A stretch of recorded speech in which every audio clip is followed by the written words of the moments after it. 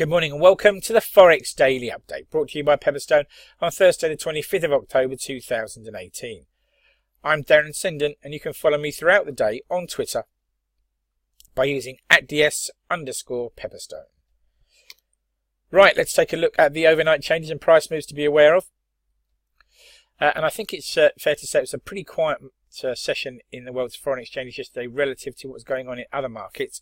But it's also true, I don't really think that the daily moves highlighted here have or really give us the full story, and that we need to look at the weekly moves to get the context of what's been happening in FX over the last few days.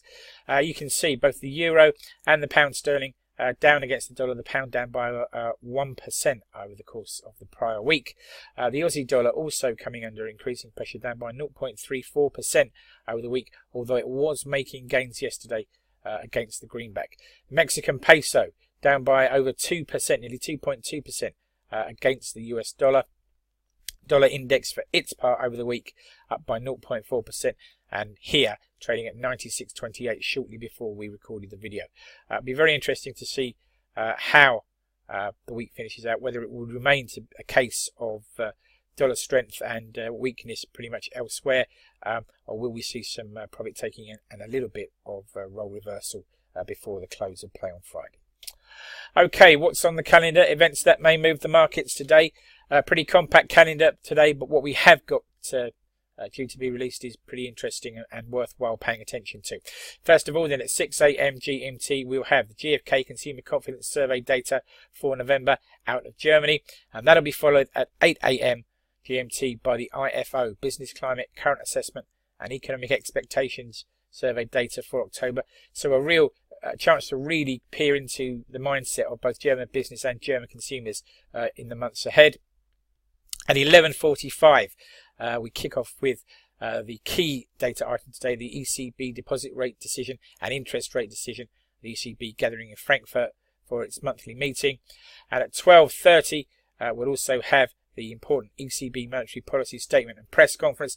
Don't expect any changes in interest rates or QE, but do expect Mr. Draghi to come under pressure to justify the decision to withdraw QE in December and to say what he intends to do about a weakening Eurozone economy.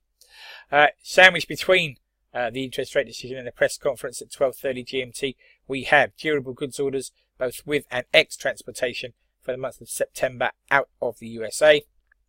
And then at 1400, we'll have pending home sales for the month of September.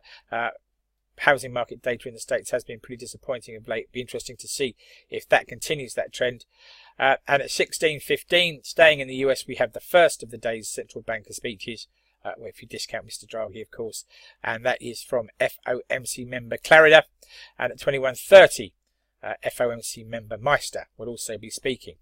And then 2 hours later at 23:30 GMT, we jump over the Pacific to Japan for Tokyo CPI data for the month of October. The read on the Tokyo inflation is often seen as a very strong clue as to what's happening at a national level, of course. Okay then, well, breaking news and comment that's caught my eye overnight.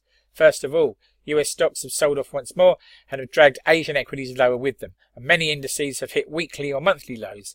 Japanese equities, for instance, were at a 29-week low shortly before we recorded the video. Earnings are due out today from tech heavyweights Amazon, Alphabet, or Google if you prefer, and Twitter. This comes the day after the Nasdaq 100 index fell by a whopping 4.76%. And back to Asia to hear that South Korean Q3 GDP has missed forecasts, coming in at 2% versus expectations of 2.2%, stoking concerns about EM and Asian growth in the months ahead. Okay, food for thought, something to take away with you into the trading day and beyond. And why not think about this?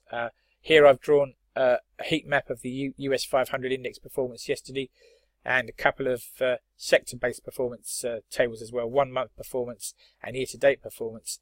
What's interesting to me is the way that stocks that had previously assumed leadership of the index and were pretty much one-way bets to the upside have now started to sell off. Microsoft, Google or Alphabet if you prefer, Facebook, Amazon, Apple, and just in here, Netflix down by 9.4%, so a massive fall there.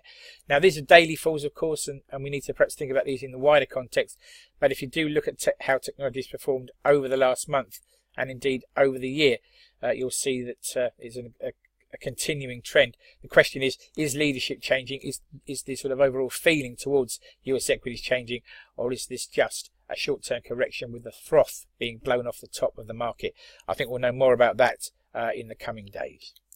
Right, please take a moment to read the risk warning. Trading CFDs and foreign exchange on margin can be a risky business. If you're in any doubt about those risks or the suitability of the products for you, then please do contact your Pepperstone account representative and do take the time to read this risk warning thoroughly. Thank you very much for your time.